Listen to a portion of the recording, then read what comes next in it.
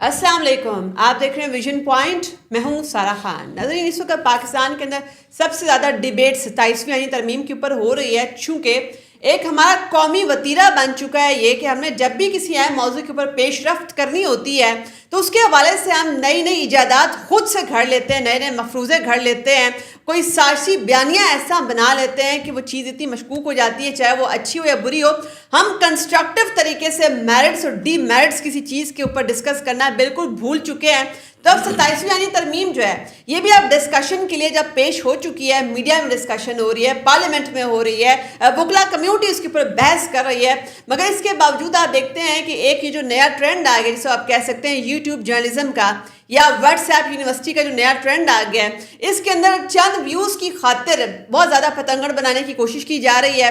तो कुछ चीज़ों को, कुछ मिथ्स को डिबंक करते हैं और तज्जिया लेते हैं। लीगल कम्युनिटी से ही ताल्लुक़ है हमारे गेस्ट का। आज जो हमारे मेहमान हैं, आप एडवोकेट सुप्रीम कोर्ट हैं, चौधरी अब्दुल खालिक हिंद साहब। अस्सलाम वालेकुम। वालेकुम सलाम। थैंक यू सारा खान, मैं आपके प्रोग्राम में आया, आपने इनवाइट किया, बहुत मेहरबानी। Thank you so much for coming.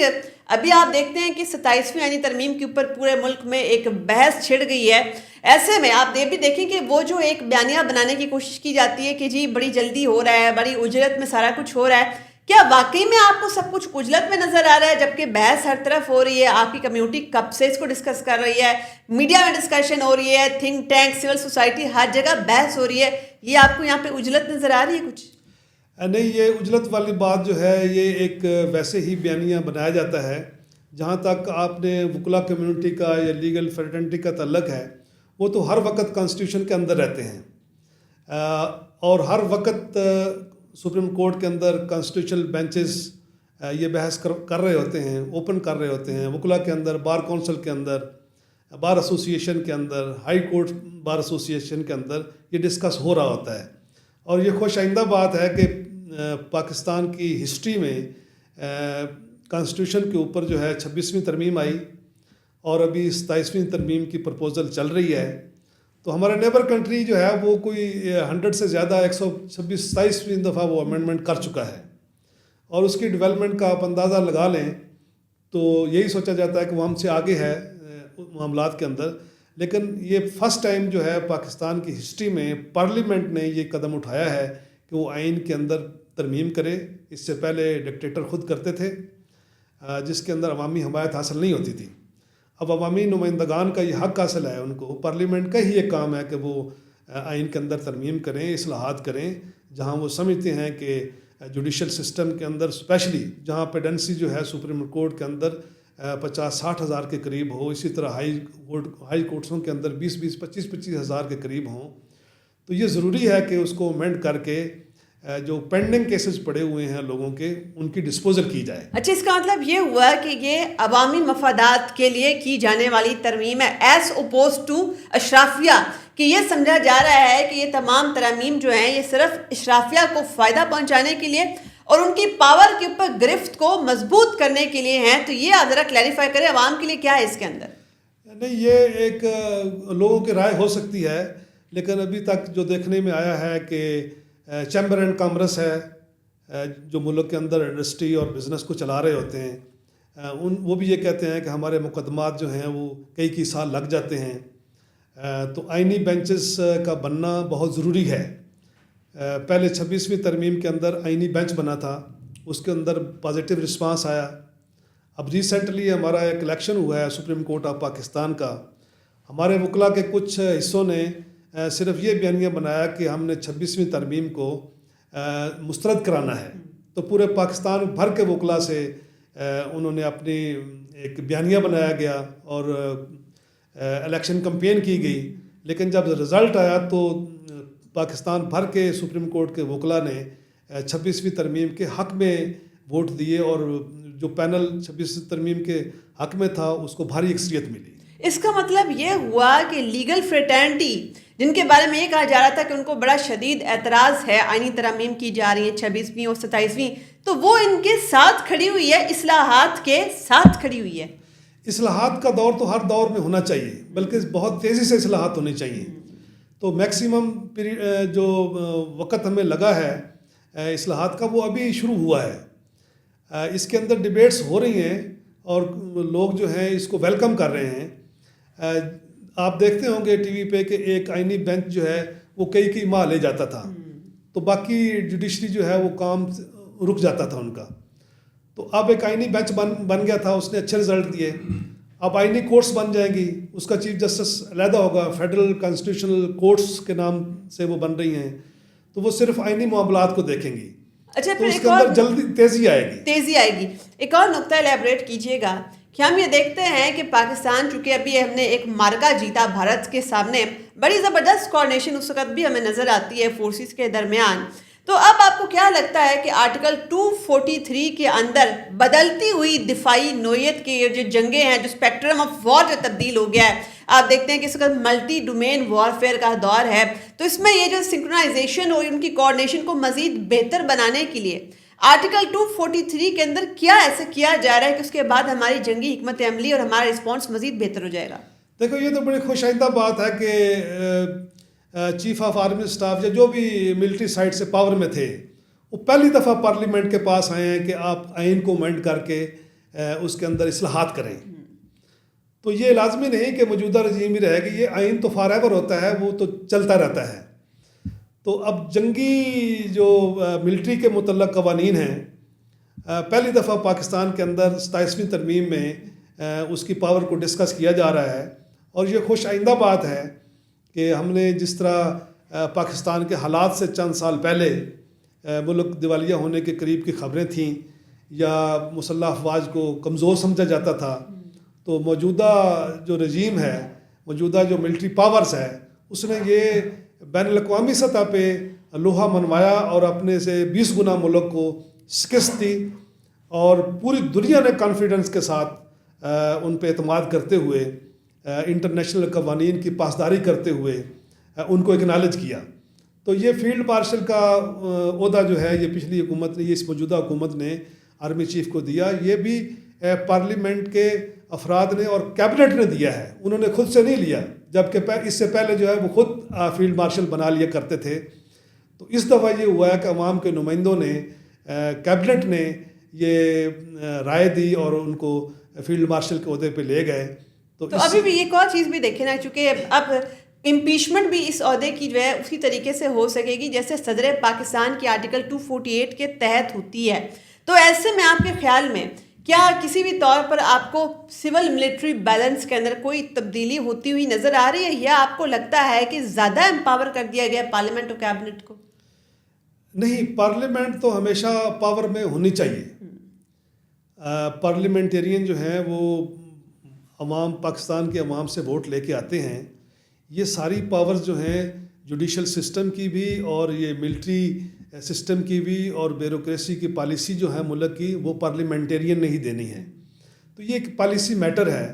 Parliament کے اندر بڑے اچھے پارلیمنٹیرین بیٹھے ہوئے ہیں, نوجوان بھی ہیں, پرانے بھی ہیں. تو یہ پارلیمنٹ کے پاس پہلی دفعہ اختیار آیا ہے اور اس نے اپنا اختیار استعمال کیا ہے تھرو اصلاحات 26ویں ترمیم اور پھر 27ویں ترمیم کے ذریعے ابھی جو کرنے جا رہے ہیں. ابھی یہ والا بات کلیئر کیجئے, بڑا ضروری ہے کہ سول ملٹری بیلنس کے شفٹ ہونے یا ٹلٹ ہونے کی جو باتیں ہو رہی ہیں کہ کانسنٹریشن آف پاور جو ہے وہ کہیں ملٹری کے پاس تو نہیں جا رہا ہے اس ترمیم کے ذریعے سے, اور پھر ان کو اتنی امیونٹی دینا ہے جتنی صدر پاکستان کے برابر کی امیونٹی ہے 240 آرٹیکل 248 کے تحت. تو اس کا تعلق کیا سول ملٹری بیلنس سے کوئی لگ رہا ہے, آپ کو نظر آ رہا ہے؟ یہ تو دیکھیں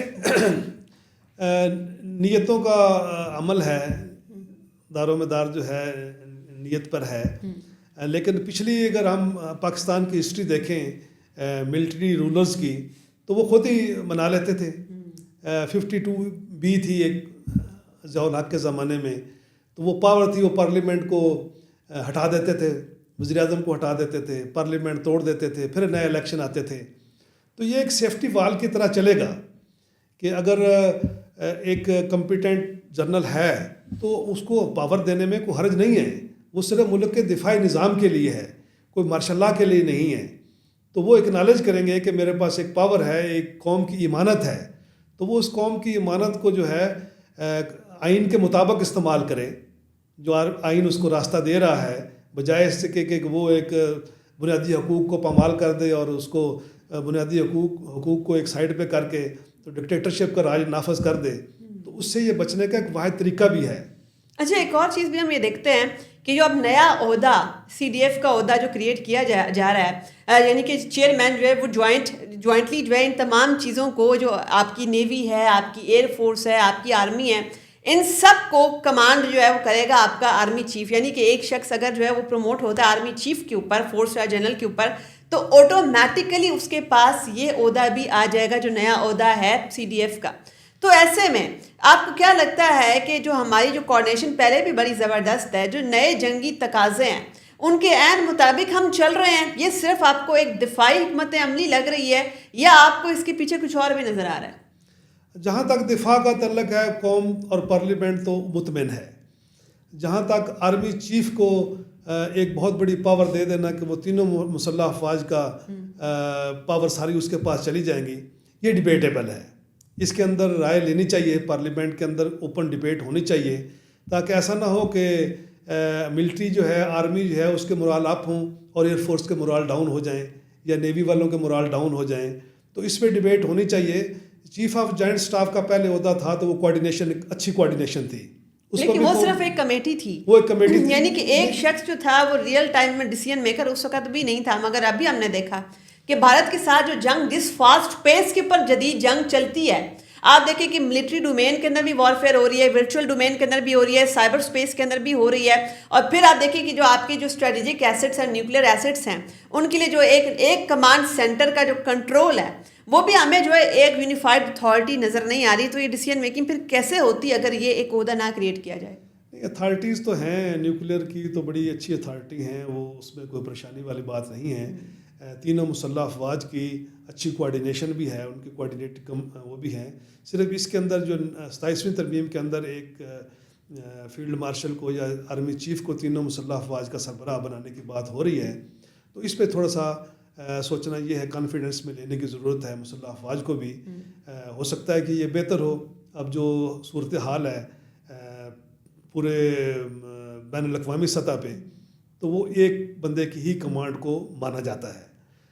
جس طرح ابھی جدید دور کی جنگیں ہیں، سائبر کی ہیں، الیکٹرانکلی ہیں، اور فنانشل ہیں، ایئر جو سپیس ہے اس کی بڑی اہمیت ہے۔ تو اس میں تھوڑا سی ڈبیٹ ہونی چاہیے کہ جب آپریشنل حکمت عملی نیوی کی بھی اس کی اپنی ہوگی، ایئر فورس کی بھی آپریشنل حکمت عملی اپنی ہوگی، آرمی کی اس کی اپنی ہوگی، تو ایسے میں اس کو صرف کوآرڈینیٹ کرنے کے لیے تاکہ ڈیسیژن ریئل ٹائم میں لیا جائے، تو تب کیا آپ کے خیال میں کوئی مسئلہ پیدا ہو سکتا ہے؟ زیادہ تو جو مسلح افواج کے ایکسپرٹ ہیں وہی دیں گے۔ جو ہم نے ابھی ریسنٹلی جو ہماری جنگ تھی انڈیا کے ساتھ، جو شارٹ پیریڈ کے لیے تھی، اس کے اندر تو بہترین کوارڈینیشن تھی، اور قوم نے اعتماد، مگر کانسٹیٹیوشن کور نہیں تھا، اس کو کانسٹیٹیوشن کور نہیں تھا۔ اب یہ پہلی دفعہ کانسٹیٹیوشن کور آ رہا ہے، تو اس کے اندر امید ہے کہ لوگ ایک اعتماد کریں گے۔ جو بھی چیف بنے گا تینوں مسلح افواج کا، اس میں کوئی بھی ہو سکتا ہے، یہ تو نہیں کہ موجودہ ہی ہوں گے، اس کے بعد انہوں نے ریٹائر ہونا ہے، نئے لوگوں نے بھی آنا ہے، تو پھر یہ کمانڈ جو ہے کانفیڈنس اور ڈیولپ ہوگا۔ تو مسلح افواج جو دوسری ایئر فورس ہیں، ان کو بھی اس میں اعتماد میں لینا چاہیے، یا ان کو بھی حصہ فرنٹ لائن کا ہونا چاہیے، کیونکہ اب جو نیکسٹ جنگیں جو ہیں وہ ایئر سپیس کے بغیر جنگیں نہیں لڑی جا سکتی۔ وہ پرانا آرمی والا دور جو ہے، گراؤنڈ والا جو ہے، وہ پاسبل نہیں ہے۔ جب تک کسی ملک کی ایئر فورس اسٹرانگ نہیں ہوگی، جب تک سمندری حدود کو کنٹرول نہیں ہوں گے، تو اس وقت تک جو مناسب نہیں ہے کہ کوئی ایسی قانون پاس کر لیا جائے کہ ساری ایک پاور جو ہے ایک ڈپارٹمنٹ کے پاس چلی جائے۔ آپ یہ بھی دیکھیں کہ دنیا کے جو سب سے بڑے بڑے ملٹری اسٹریٹجسٹ ہیں، جیسے کلاؤزوٹس ہے، اس کی تمام جتنی بھی اس کی جنگیں حکمت عملی تھی، وہ یہی تھی کہ یہ جنگیں جو ہیں یہ پولیٹیکل ڈیسیژنس کے لیے اور پولیٹیکل سوے حاصل کرنے کے لیے ہوتی ہیں، مگر اس کا تعین کہاں پر ہوتا ہے؟ لینڈ کے اوپر ہوتا ہے کہ کس نے کتنا لینڈ جو ہے وہ گریب کر لیا، لینڈ میں کتنی برتری حاصل کر لی ہے، بارڈرز کے اوپر کتنی زیادہ اس کی گرفت ہے۔ یہ باتیں ڈیسائیڈ کرتی ہیں کہ پولیٹیکل آؤٹ کم جو ہے جنگوں کا کیا نکلنا ہے۔ تو آپ کے خیال میں پھر پاکستان جو کہ خود ایک ایسا ملک ہے جو کہ اہم ترین اسٹریٹجک لینڈ کوریڈورز کے اوپر بیٹھا ہوا ہے، تو ایسے میں تو ہمارے لیے تو یہ وقت کی بڑی اہم ضرورت ہے۔ پاکستان، نو ڈاؤٹ کہ پاکستان ایک بڑی اہم جگہ ہے، اور پھر پاکستان جو ہے ایک نظریے کے بنیاد پہ بنا ہے، لیکن کوئی خوف زدہ ہونے کی ضرورت نہیں ہے. اب یہ پارلیمنٹ کے پاس اسی لیے یہ مسئلے آئے ہیں نا کہ پارلیمنٹ ہی جنگوں کو روکے گی. اس کے اندر اچھے پارلیمنٹرین ہوں گے, آپ کا جوڈیشل سسٹم ٹھیک ہوگا تو جنگیں ہوں گی ہی نہیں. آپ کے ساتھ ایک بڑا خطرناک سیفرون ٹیررسٹ دشمن بھارت بیٹھا ہوا ہے, تو یہ جنگ ہم نے تو ڈیسائیڈ نہیں کرنی, جنگ تو اس نے ڈیسائیڈ کرنی ہے. نہیں, جنگ وہ ڈیسائیڈ نہیں کر سکتا. امپوز تو اس نے پہلے بھی کی ہے نا, ہم نے تو کچھ نہیں کیا نا. امپوز کر کے بھی کبھی بھی اس کو اچھا رزلٹ نہیں ملا. تو یہ تو جنگیں جرأت سے لڑی جاتی ہیں. اگر پارلیمنٹ کانفیڈنس دے گی آرمی چیف کو یا مسلح افواج کو تو ان کی ڈیمانڈز پوری کرے گی. وہ پارلیمنٹ نہیں کرنی ہے, وہ عوام کے نمائندوں نے ہی کرنا ہے, بجٹ انہوں نے ہی دینا ہے. تو کسی کی جرأت نہیں ہے پاکستان کی طرف کوئی آنکھ اٹھا کے دیکھ لے. جنہوں نے پہلے دیکھا ہے انہوں نے رزلٹ لے لیا ہے. گو کہ مختلف آراء ہیں جنگوں کے بارے میں, وہ جنگ ایکسپرٹ ہی بتا سکتے ہیں, لیکن ابھی ہمیں کوئی خوف نہیں ہے. اچھا, جانے سے پہلے ایک نقطہ الیبریٹ کر دیجیے گا کہ وزیر اعظم پاکستان کو بھی امیونٹی جو ہے وہ دی جا رہی تھی ایک ڈرافٹ کے اندر. یہ جو ڈرافٹ جب ہمارے سامنے آیا مسودہ 27ویں آئینی ترمیم کا, اور وزیر اعظم پاکستان نے وہ امیونٹی واپس کر دی. یہ ان کی گریٹنس ہے. کوئی بھی وزیر اعظم ہو, یہ عوام کی امانت ہوتی ہے. یہ کمائی کے لیے یا اپنی فیسلٹی کے لیے نہیں ہوتا. تو میں تو اس پہ کانفیڈنس کروں گا کہ ان کو, میں نے تو یہ بھی سنا ہے کہ وہ تنخواہیں نہیں لیتے. جو موجودہ گورنمنٹ میں وزیر اعظم ہیں وہ تو پاکستان کو دیتے ہیں, لیتے کچھ نہیں ہیں. تو یہ جو اپنا وقت دن رات صرف کرتے ہیں قوم کے لیے, یہ بھی ایک مطلب ان کی اچھی بات ہے. امیونٹی انہوں نے واپس کر دی تو یہ بہت اچھی بات ہے.